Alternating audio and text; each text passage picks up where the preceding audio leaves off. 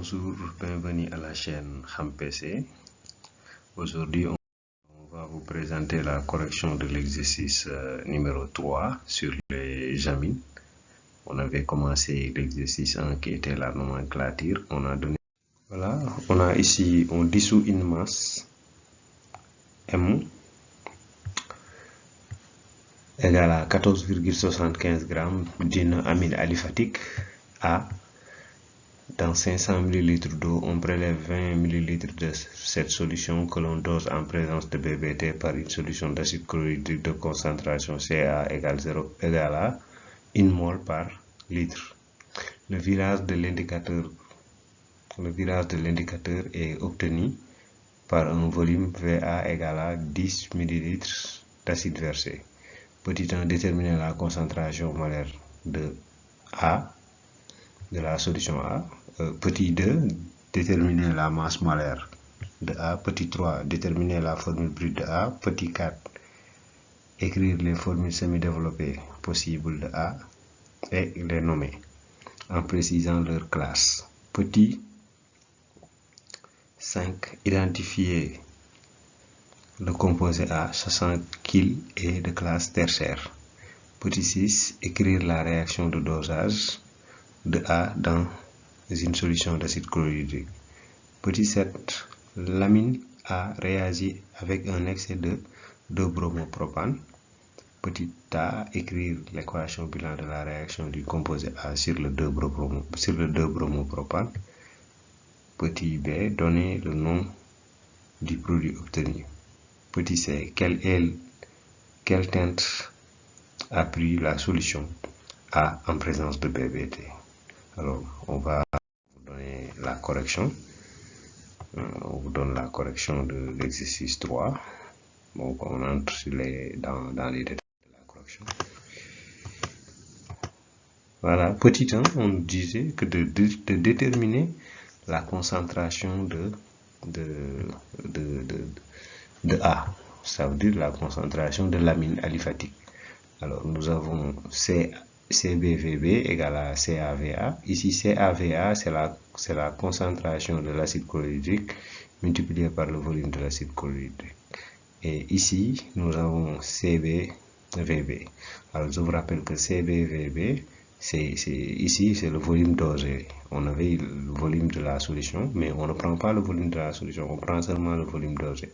Alors, c'est le volume prélevé qu'on a dosé, donc ça donne CB ici égal à CAVA sur VB.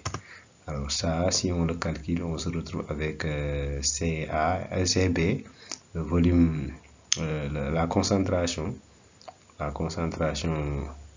de la base, ou bien la concentration de l'amine égale à 0,5 mol par litre.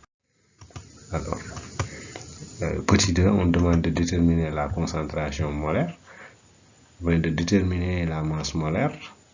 Et pour déterminer une masse molaire, qu'est-ce qu'il faut faire? On sait que la masse molaire est égale à masse sur nombre de moles. Mais ce nombre de moles-là égale à quoi? Égale à CB, le CB qu'on a calculé, le CB qu'on a calculé précédemment, et on le multiplie par le volume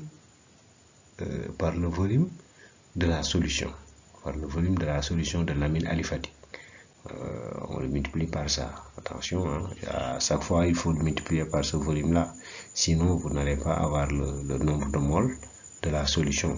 Là-bas, c'est le nombre de moles dosés qu'on avait lorsqu'on cherchait la première CAVA, mais ici, pour avoir le nombre de moles dosés, vous prenez CB multiplié par le volume de la solution de l'amine, et là vous avez le nombre de moles. Donc on le remplace ici, et on aura masse molaire égale à masse sur le nombre de moles de la solution. Le nombre de moles de la solution A, ça est là, donc c'est 0,5 fois 0,5, et là on le divise par 14,75, on se retrouve avec 59. Donc la masse molaire de l'amine aliphatique, c'est 59 grammes par mol.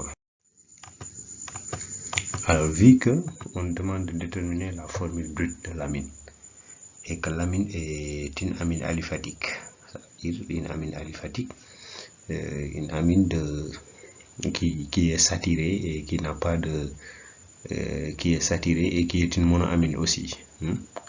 Donc on peut utiliser la formule générale CnH2n plus 3n et que dire que cette masse molaire là, la masse molaire de CnH2n plus 3 grand N, qui est là l'élément chimique de l'azote grand N, égale à 59. Alors ceci nous permettra de calculer ça et d'avoir 14n plus 17 égale à 59. Et lorsqu'on calcule n, on trouve n égale à 3. Et lorsque n égale à 3, on peut donner la formule brute. Ici, la formule brute de l'amine, c'est C3H. On obtient 9 parce que c'est 2n plus 3. 2 fois 3, c'est 6. 6 plus 3, c'est 9. Donc, et le n qui représente l'atome d'azote. Donc, on va sur la formule brute et on demande maintenant de donner leur formule semi-développée en précisant nom et classe. Voici la première formule semi-développée. Nous avons une première formule semi-développée avec 3 atomes de carbone, comme voit là. Nous avons nos 3 atomes de carbone liés avec NH2 sur l'extrémité. Alors, ce nom, c'est propane 1-amine qui est de classe primaire. On voit que c'est le propane 1-amine qui est de classe primaire. Et si on donne le deuxième composé, toujours c'est les formules semi-développées, hein, c'est les isomères de ce qu'on a trouvé, c'est 3H9N.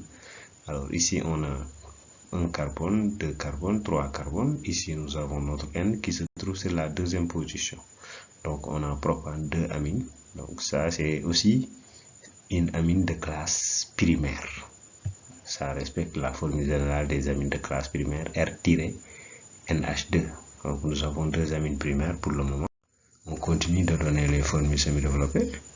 Alors on se retrouve maintenant avec cette amine là. On voit qu'ici on a C2H5. Ça, si on le considère, c'est C2H5. Et de ce côté là nous avons CH3.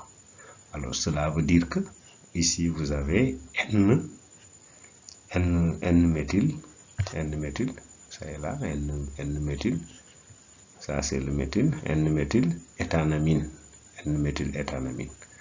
Donc on a N-méthyl éthanamine qui est une amine de classe,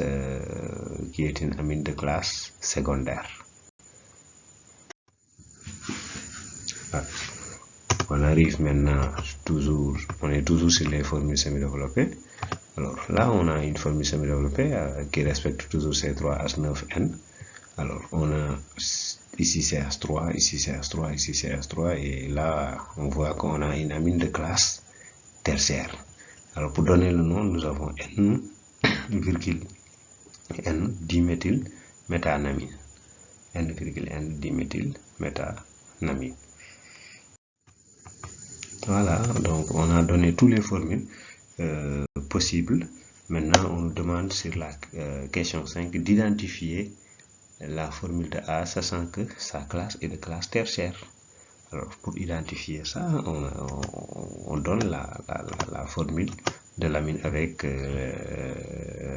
la classe tertiaire. Ici, c'est cette amine-là qui est NN-diméthyl méthanamine, qui est de classe tertiaire. C'est ça qu'on choisit comme étant la formule exacte, puisqu'on nous a dit la formule de l'amine possède, c'est une amine de classe tertiaire. Maintenant, arrivé à la question 6, on doit écrire l'équation de dosage de l'amine A dans une solution d'acide chlorhydrique. Alors, ici, nous avons l'amine, on l'a déjà identifié, on sait que c'est l'amine de classe tertiaire, donc c'est cette amine-là qu'on va choisir, et on le met en présence de la solution.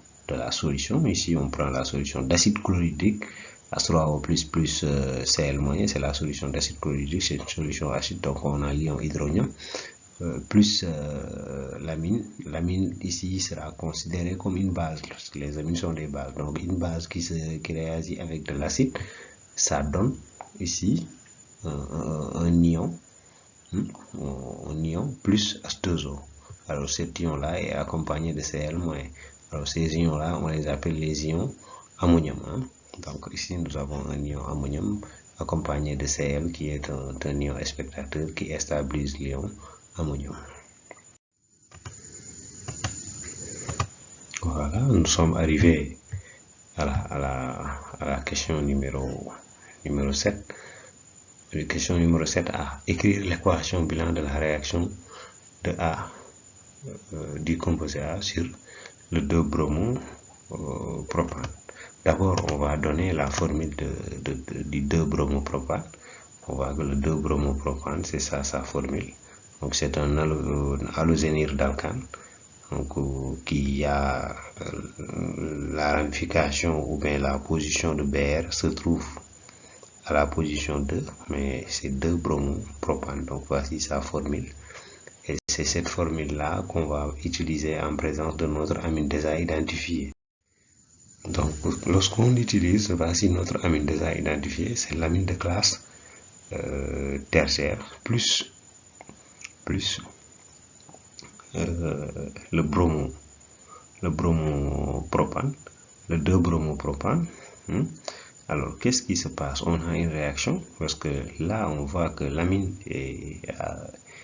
a des caractères nucléophiles. Ça veut dire le doublet qui est là, le doublet de N de l'azote va venir attaquer le site qui est ce site électropositif, de sorte que il va se rattacher ici sur le carbone qui porte le groupe qui porte le Cl, et le Cl va aller directement. Alors ici on aura ce composé là qui est un ion ammonium quaternaire plus Cl-. Alors, on demande maintenant de donner le nom du produit. Voici l'ion ammonium quaternaire qu'on a obtenu. Et l'ion ammonium quaternaire, on doit donner son nom. Son nom, c'est N,N,N triméthyl propane 2 ammonium. N,N. Voici le premier qu'on appelle N. Le deuxième N. Le troisième N. Donc, on a trois substituants N. Ce substituant-là, on dit c'est N, l'autre substituant N, l'autre substituant N. C'est pour cela qu'on a 3 N. Triméthyl propane 2 ammonium, parce que là, il est à la position 2.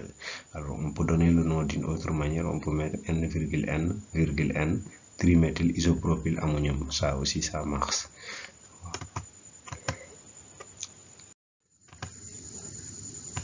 Maintenant, on nous demande sur la dernière question de donner la teinte de la solution en présence de BBT. Alors, les solutions des amines, ce sont des bases. Donc, une base en présence de BBT, on donne une coloration bleue. Donc, ici, la coloration est bleue car les amines sont des bases. Alors, c'était ça pour aujourd'hui. Donc, on vous donne rendez-vous prochainement avec la correction des exercices de la dynamique, application des bases de la dynamique. À bientôt, parce que là on doit commencer la série sur les applications des bases de la dynamique. Donc nous vous demandons d'abonner à la chaîne et d'activer les cloches de notification et d'appuyer sur le bouton like.